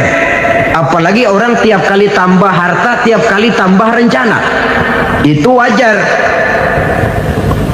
Mungkin sebelumnya saudara berpikir, kalau punya duit 5.000 enak nih.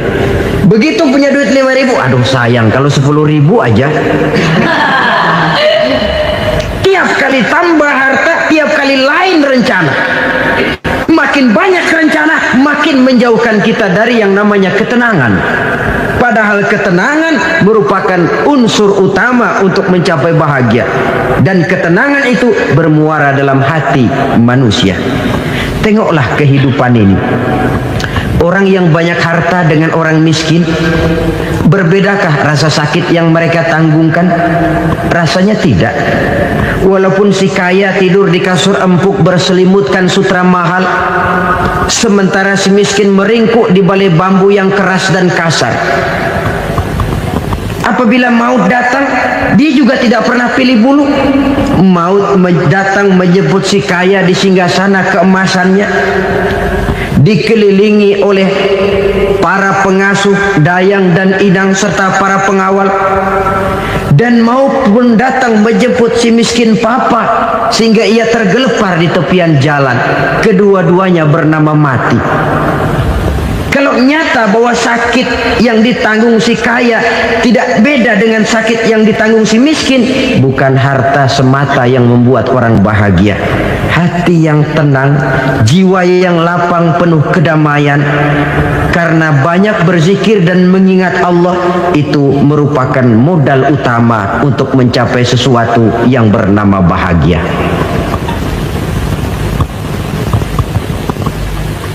Saudara hadirin yang saya hormati, inilah yang pertama dari 4 ciri yang digambarkan oleh Nabi tentang tanda-tanda orang bahagia. Dan harus berangkat dari yang pertama ini, hati yang lapang. Ini yang harus kita miliki lebih dahulu. Baru nanti akan menyusul kepada poin yang ketiga, kedua, dan selanjutnya. Sebab kalau hati sudah terisi dengan jiwa yang lapang, seluruh persoalan insya Allah akan bisa kita atasi dengan sebagaimana mestinya. Yang kedua sekarang, tanda orang bahagia menurut baginda Nabi, markabun syariah. Orang bahagia itu, kata beliau, punya kendaraan biar cepat asal lancar.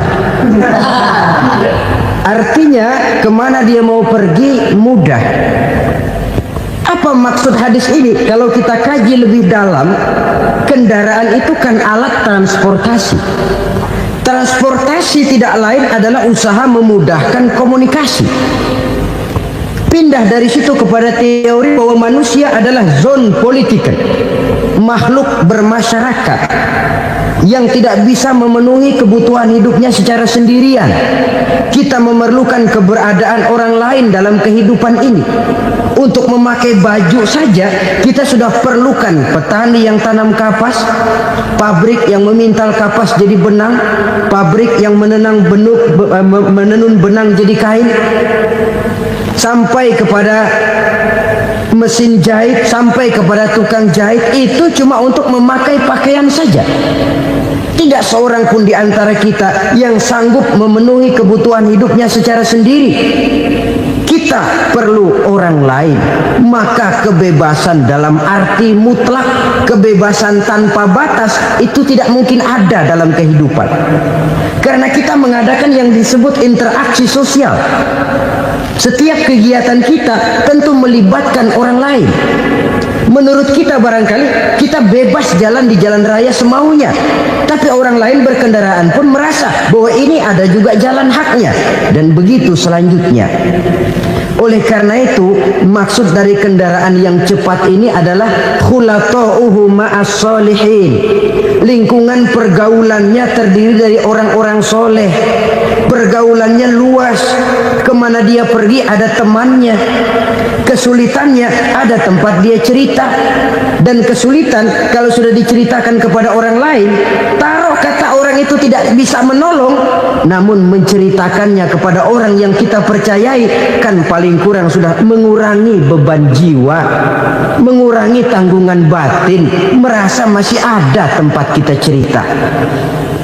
Maka lebih baik orang awam yang mau bergaul ketimbang orang setengah alim tapi ngunci pintu. Sebab nantinya akan timbul sikap picik, cupik pandangan, dan tidak luas menghadapi kenyataan dalam kehidupan ini. Namun yang harus kita garis bawahi, pergaulan memang mesti luas. Namun jangan sekali-kali lupa bahwa pergaulan sangat besar pengaruhnya dalam ikut membentuk kepribadian manusia. Sehari-hari bisa kita bilang, kalau kita dekat sama tukang minyak wangi, sekalipun nggak dibagi minyaknya, baunya tentu dapat. Betul? Tapi dekat sama tukang elas, walaupun nggak kena apinya, asapnya mesti kena. Kalau Syauqi mengatakan lebih jelas lagi, man asyaral asyrafa asa musyarrafan wa muasyiral anzali ghairu musyarrafin. Awalam taral jildal hakira muqabbalan bisagri lamma sara jildal mushaf.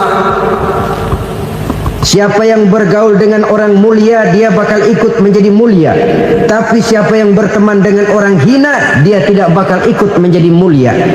Tidakkah kau lihat, kata Syauqi, kulit kambing yang hina pun dicium orang ketika menjadi kantong Quran. Kulit kambing hina, kalau dia sendirian gak ada yang mau cium. Tapi begitu dia bergaul dengan Quran, menjadi kantong Quran, dipakein minyak wangi, ditaruh di tempat yang tinggi, mau diambil dicium dulu, dibawa dengan penuh hormat dan hati-hati. Kulit kambing yang hina lantaran berteman dengan Quran, numpang mujur. Tapi coba lihat kalau kulit kambing berteman dengan kayu, jadi beduk, habis. Zohor dikemplang, asar dipukul. Itu pun sedikit saja, cuma salah milih teman. Yang temannya Quran dihormati orang, yang temannya kayu lantaran jadi beduk, gelap-gelap subuh orang udah kemplangin.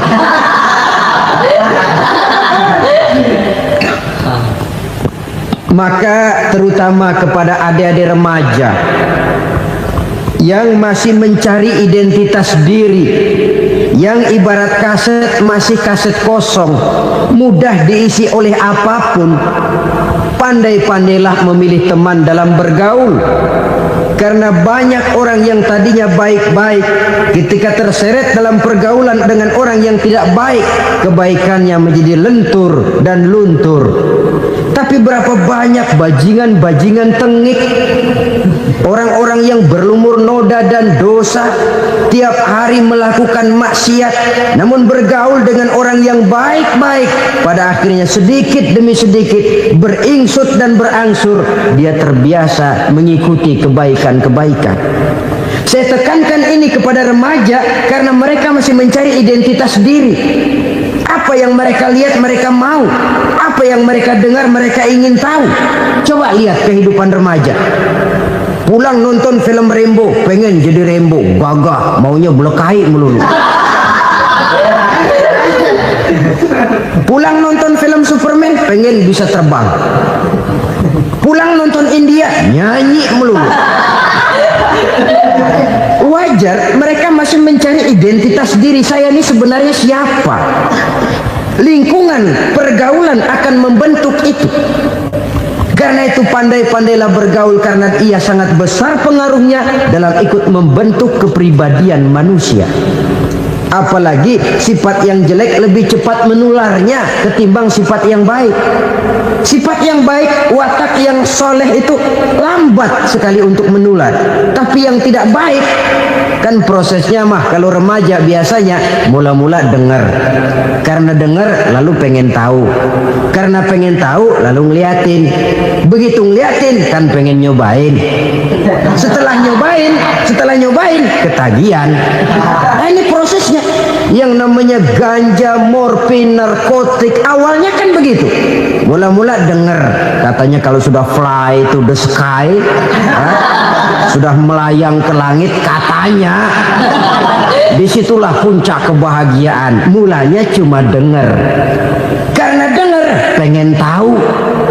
Karena pengen tahu, lalu ngeliat, kumpul sama orang yang suka ngeganja. Setelah ngeliat, nah pengen ngerasain. Begitu ngerasain, enak juga, ketagihan. Kalau sudah ketagihan jadi penyakit kronis, bisa merembet kepada yang lain. Iya, kalau orang tuanya mampu untuk beli morfin, beli ganja. Kalau tidak kan pikirannya ngayap, jemuran siapa ya gue sabet. Timbul muncullah perbuatan-perbuatan negatif yang bermula dari salah pergaulan. Apalagi buat adik-adik remaja yang tinggal di kota-kota besar, yang pengaruh budaya, pengaruh kesenian, pengaruh struktur kehidupan yang nampak makin individualistis, di mana persaingan tajam, tensi ekonomi tinggi, orang mudah mengalami stres. Pandai-pandailah dalam bergaul, sekali lagi, karena ia sangat besar pengaruhnya dalam ikut membentuk kepribadian manusia. Orang bahagia punya kendaraan yang cepat, artinya punya pergaulan yang luas, dan lingkungan pergaulannya terdiri dari orang-orang yang soleh. Kemana dia pergi ada teman, kesulitannya ada tempat dia cerita. Tapi kalau sudah menyendiri, hidup sendiri, kesulitan dipikiri sendiri, bisa mati belum waktunya. Tidak ada tempat berbagi rasa, tidak ada tempat bercerita, tidak ada tempat mengurangi beban dalam kehidupan. Pantas betul kalau Islam sangat menggalakkan dan menganjurkan orang kalau sudah sampai waktunya itu untuk melangsungkan nikah. Kata Nabi, ya ma'syaras syabab man istata'a minkumul ba'at falyatazawwaj. Hai para pemuda, kalau sudah mampu memberi nafkah, kawinlah, nikahlah kamu. Kenapa? Sudah ada teman hidup, tempat berbagi rasa. Kesulitan kalau ada tempat cerita akan lebih ringan ketimbang kita telan sendiri, walaupun bobot kesulitannya sama beratnya. Saudara-saudara kaum muslimin rahimakumullah, inilah ciri yang kedua, punya kendaraan biar cepat asal lancar. Kemana kita mau pergi gampang. Dengan kata lain, setelah hati yang luas, pergaulan yang luas. Dua. Yang ketiga sekarang, tanda orang bahagia itu menurut Nabi, misbahun mudhi'un, punya lampu yang terang. Oh, itu enggak problem. Sekarang sudah zamannya listrik masuk desa, Pak. Lampu sudah terang semua. Betul, kalau itu yang dimaksud. Tapi tidak cuma itu. Karena lampu yang dimaksud di sini, lampu yang akan menerangi seluruh perjalanan hidup. Dan perjalanan hidup itu sudah dimulai sejak kita terlahir ke alam ini sampai masuk ke alam barzah, kumpul di padang mahsyar sampai ke akhirat. Lampu yang menerangi itu yang diperlukan. Kalau lampu, katakanlah yang paling top sekarang kan lampu jenis Mercury.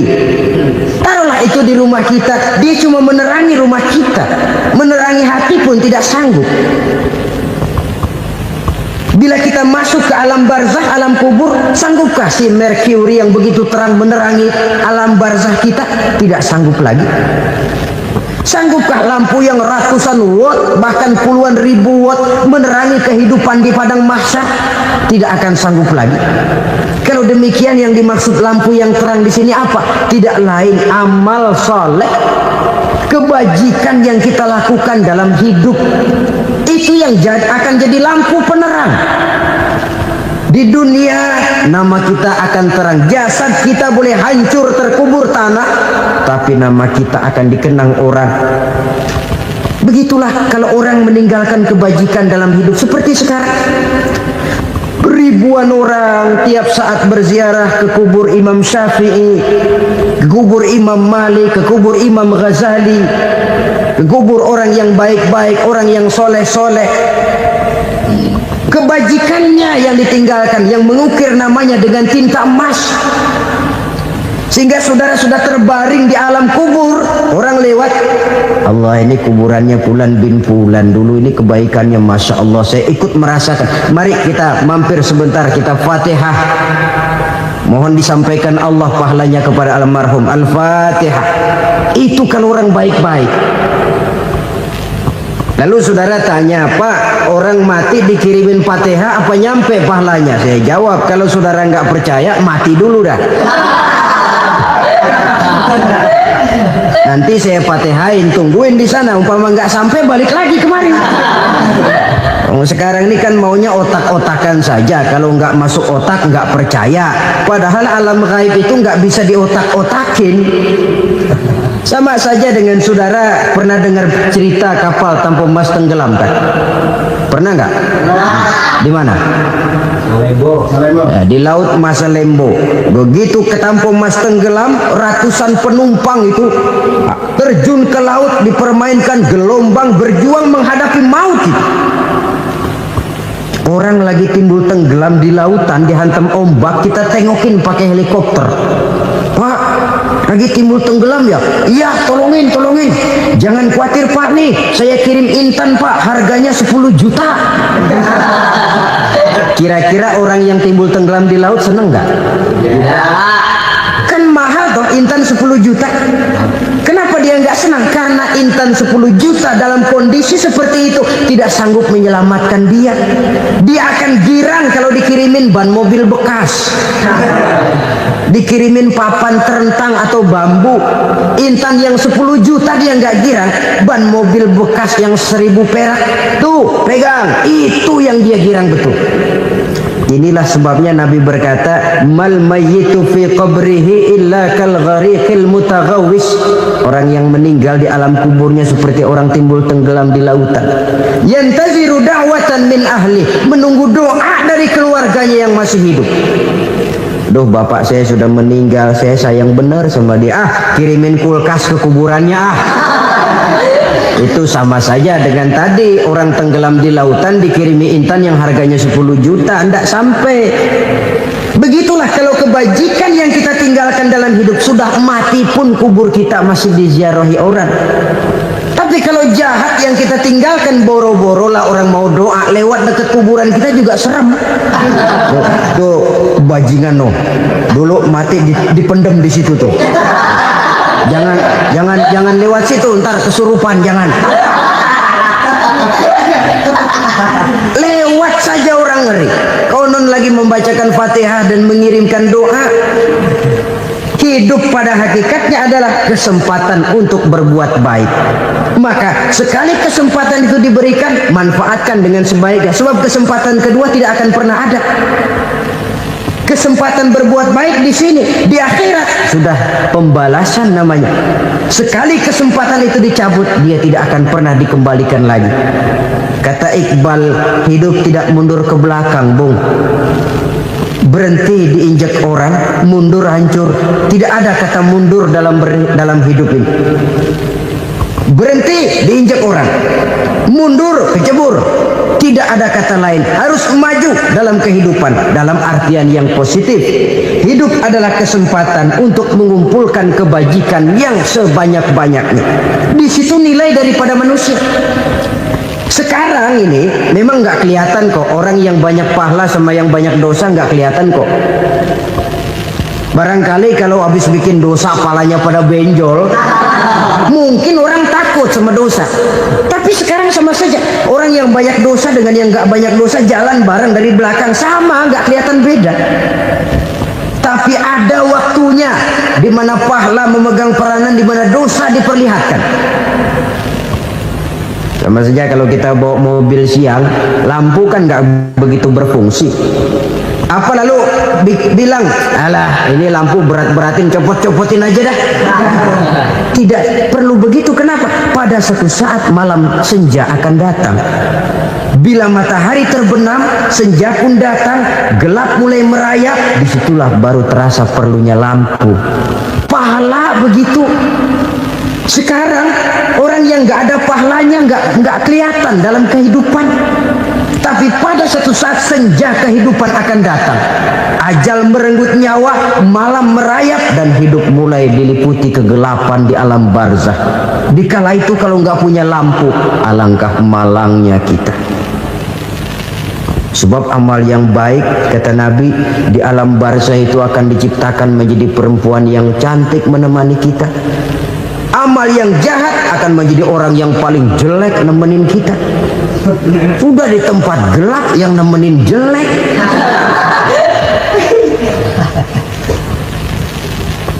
Kaum muslimin rahimakumullah.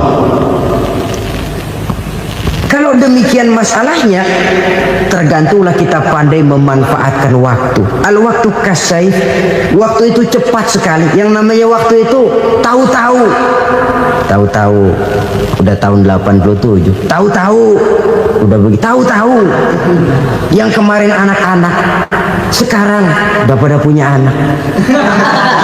Tahu-tahu saja itu. Begitu cepat waktu berlalu. Kalau tidaklah pandai kita memanfaatkannya, akan rugi kita. Nabi bersabda, "Man kana yaumuhu khairun min amsihi fahuwa rabih." Barang siapa yang hari ini lebih baik daripada hari kemarin, itu orang untung. Hari ini lebih baik daripada kemarin. Bulan ini lebih baik dari bulan kemarin. Tahun ini lebih baik dari tahun kemarin. Itu orang yang beruntung.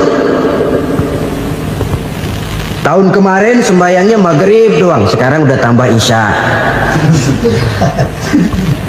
Tahun kemarin cuman Idul Fitri aja ngancem bener, sekarang udah tambah Jumat, lalu tambah lagi maghrib, tambah lagi isya, dan selanjutnya. Hari ini lebih baik daripada kemarin, itu orang yang beruntung. Wa man kana yaumuhu mislu amsihi fahuwa khasir. Lalu barang siapa yang hari ini sama saja dengan hari kemarin, itu orang rugi. Hari ini sama dengan kemarin, rugi itu. Bulan ini begitu, bulan kemarin begitu, tahun ini begitu, tahun lalu juga begitu. Rugi itu orang. Rugi apa? Rugi umur. Umur tambah, amalan gak pernah tambah. Dan saya pikir lebih merupakan azab ketimbang nikmat kalau orang dikasih panjang umur cuma untuk numpuk dosa. Mending mana? Panjang umur banyak dosa sama pendek umur dikit dosa. Mending mana? Mending mana? Ya, paling mending tentu panjang umur banyak pahala. Tapi kalau tidak, sekali lagi, lebih merupakan azab ketimbang nikmat kalau orang diberikan panjang umur tapi cuma untuk sekedar menumpuk dosa. Kehilangan kesadaran bahwa dunia bukan terminal akhir dari satu perjalanan. Dia cuma halte di mana kita berhenti sebentar untuk menuju kepada terminal yang hakiki. Saudara-saudara kaum muslimin rahimakumullah, inilah lampu yang akan menerangi kehidupan. Amal yang kita lakukan di dalam kehidupan. Jadi yang dimaksud dengan lampu yang terang, kebajikan yang kita kerjakan dalam hidup. Nah, setiap orang di awal tadi saya bilang ingin bahagia. Bahagia itu kan hakikatnya kumpulan senang dan selamat. Senang, selamat. Apa bedanya? Senang tapi tidak selamat, nggak bahagia. Selamat tapi nggak senang, nggak bahagia orang. Contoh, kalau orang korupsi, duitnya banyak, senang dia, tapi keselamatannya. Ada tentara baris di samping rumahnya udah bingung, padahal tentara latihan. Tentara cuma latihan, dia bingung. Senang, tapi karena keselamatannya tidak terjamin, dia tidak bahagia. Sebaliknya pegawai negeri jujur benar, cuma segaji-gajinya, selamat nggak korupsi, tapi melarat, ya nggak bahagia juga, kurang senang. Kesenangan dan keselamatan untuk dunia saja, ya, sekali lagi, kalau cuma sekedar untuk dunia saja, bisa dibeli pakai uang. Bisa dibeli pakai uang. Saudara ingin selamat, bisa dibeli pakai uang. Saudara ingin senang, bisa dibeli dengan uang. Tapi setelah mati, masuk ke alam barzah, habis kekuasaan uang. Nggak bisa lagi beli keselamatan pakai uang. Tidak mungkin lagi membeli kesenangan dengan uang. Di situ pahala yang megang peranan. Makin banyak pahala, makin banyak saham untuk membeli kesenangan dan keselamatan, untuk memperoleh yang namanya bahagia. Dan jangan lupa loh, di alam barzah kita nggak sebentar, menunggu datangnya kiamat. Loh iya, kalau kita begitu dikuburin terus kiamat datang, untung. Tapi kalau masih harus 1000, 2000, puluhan ribu tahun yang akan datang, dalam satu penantian yang begitu lama, tanpa saham untuk memperoleh kebahagiaan, satu kemalangan yang tidak ada pernah putus-putusnya.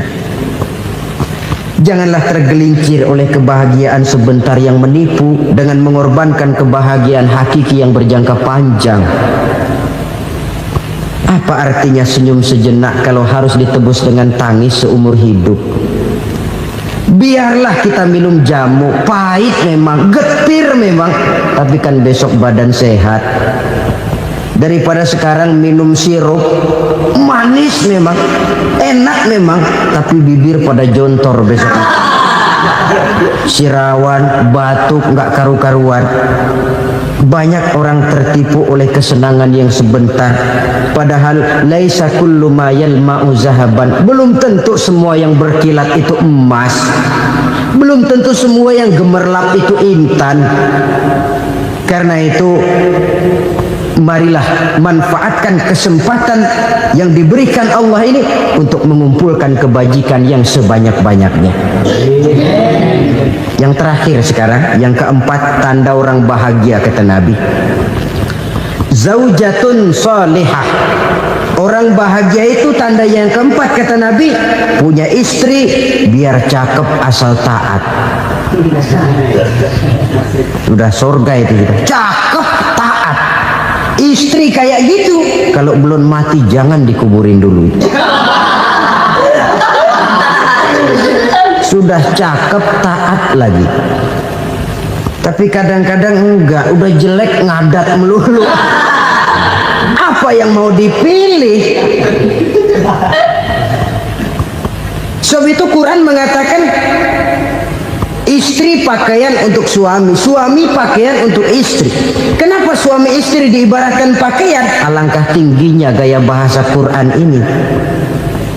Suami istri teman hidup, hidup perjalanan panjang. Sejak kita dalam rahim sudah ada hidup kan di sini. Sampai ke alam dunia, masuk ke alam barzah, kumpul di padang mahsyar, sampai menuju akhirat, itu perjalanan hidup. Carilah istri atau suami teman hidup yang membawa manfaat tidak hanya kehidupan di dunia ini, sampai di alam barzah, sampai di padang mahsyar. Suaminya mungkin meninggal lebih dulu, atau istrinya mungkin meninggal lebih dulu, tapi suami atau istri yang masih hidup berbuat kebajikan. Suami saya meninggal, ada hartanya, saya sedekahkan, niat pahala untuk almarhum suami saya. Ini teman hidup, tidak dibatasi dan tidak bisa dipisahkan oleh maut sekalipun. Zohirnya mungkin pisah, badannya mungkin pisah, tapi hatinya, jiwanya, kebersamaannya dalam menghadapi kehidupan. Karena itu saudara-saudara, bahasa Quran indah. Suami istri diibaratkan seperti pakaian. Apa fungsi pakaian? Pertama, pakaian jadi kebanggaan. Artinya suami harus menjadi kebanggaan istri, istri harus jadi kebanggaan suami. Yang kedua, pakaian itu kan fungsinya menutup aurat. Artinya sesama suami istri harus saling menjaga kekurangan masing-masing. Jangan malah sesama suami istri saling membongkar rahasia dan aibnya sendiri-sendiri. Istrinya diceritain jeleknya di mana-mana, atau suaminya dibongkar rahasianya di pasar umum. Itu sudah tidak lagi berfungsi sebagai pakaian. Kenapa semua ini diperlukan? Karena kita menyadari bangsa yang baik terdiri dari masyarakat yang baik. Masyarakat yang baik merupakan susunan dari warga yang baik. Warga yang baik adalah terdiri dari rumah tangga yang baik, dan rumah tangga yang baik merupakan susunan dari pribadi yang baik. Dari situ langkah dimulai. Membangun satu bangsa yang baik diawali dengan membangun rumah tangga yang baik, dengan menciptakan pribadi-pribadi yang baik. Sehingga dari sini diharapkan berkembanglah nilai-nilai kebaikan. Orang akan bahagia mempunyai istri yang soleh. Kenapa? Tidak ada seorang suami bisa sukses jadi apapun dia, apapun profesinya, dokterkah, kiaikah, mubalikah, petanikah, pengusahakah, pejabat tinggikah. Tidak ada seorang suami yang bisa sukses tanpa peran serta istrinya. Walaupun memang peranan itu tidak begitu kelihatan, tapi sangat menentukan.